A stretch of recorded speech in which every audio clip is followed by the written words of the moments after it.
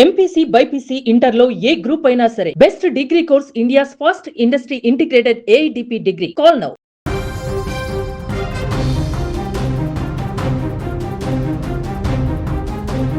ఈ వయసులో అనవసరమైన డ్రామాలు చేయడం సిగ్గుచేటు. వెళ్ళి కొంత డబ్బు సంపాదించండి, ప్రశాంతంగా జీవించండి అంటూ సినీ నటి త్రిష తన ఇన్స్టా స్టోరీలో చేసిన పోస్ట్ ఇప్పుడు తమిళనాడు రాజకీయాలలో చర్చనీయాంశంగా మారింది.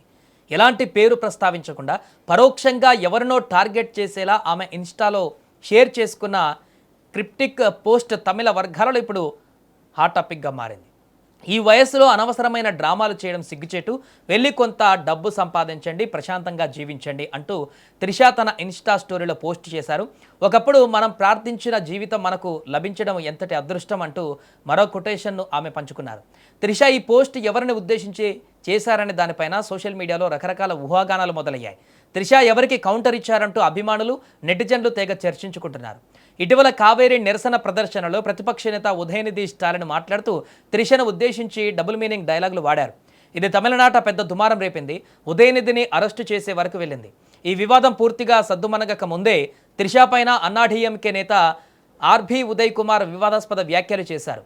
తూతుకుడిలో జరిగిన జయలలిత పేరావై సమావేశంలో ఉదయ్ కుమార్ మాట్లాడుతూ సీఎం విజయ్ తన ప్రియమైన త్రిషను డిప్యూటీ సీఎంగా ఎప్పుడు నియమిస్తారో చూడాలని తమిళనాడు మొత్తం ఎదురు చూస్తుంది అంటూ షాకింగ్ కామెంట్స్ చేశారు. సాధారణంగా తనపైన ఎవరైనా అనుచిత వ్యాఖ్యలు చేసినప్పుడు స్ట్రాంగ్ కౌంటర్ ఇచ్చే త్రిష ఉదయనిధి స్టాలిన్ తనపైన అభ్యంతరకరమైన కామెంట్స్ చేసినా స్పందించలేదు.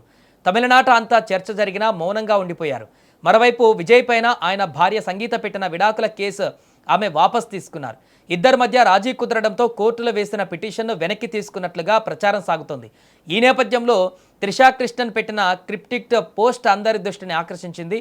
ఇది ఇటీవలి వివాదానికి సంబంధించినదా లేదా ఆన్లైన్లో తనపైన వస్తున్న నెగటివిటీకి కౌంటరా అని నెటిజన్లు కామెంట్లు చేస్తున్నారు. అయితే ఇవి 24 గంటలు కూడా కాకముందే కనిపించకపోవడం గమనార్హం.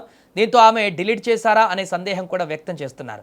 ఇక తమిళనాడు స్టార్ హీరో విజయ్ రాజకీయాల్లోకి ప్రవేశించినప్పటి నుంచి త్రిషా పేరు ఆయనతో ముడిపెట్టి సోషల్ మీడియాలో అనేక రకరకాల ప్రచారాలు జరుగుతున్నాయి.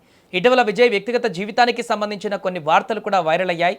ఈ నేపథ్యంలో త్రిష తాజా పోస్ట్ ఎవరిని ఉద్దేశించి చేసిందనే దానిపైన సోషల్ మీడియాలో భిన్నమైనటువంటి అభిప్రాయాలు వ్యక్తమవుతున్నాయి. ప్రస్తుతం సోషల్ మీడియాలో మాత్రం ఇదే ప్రధాన చర్చగా మారింది.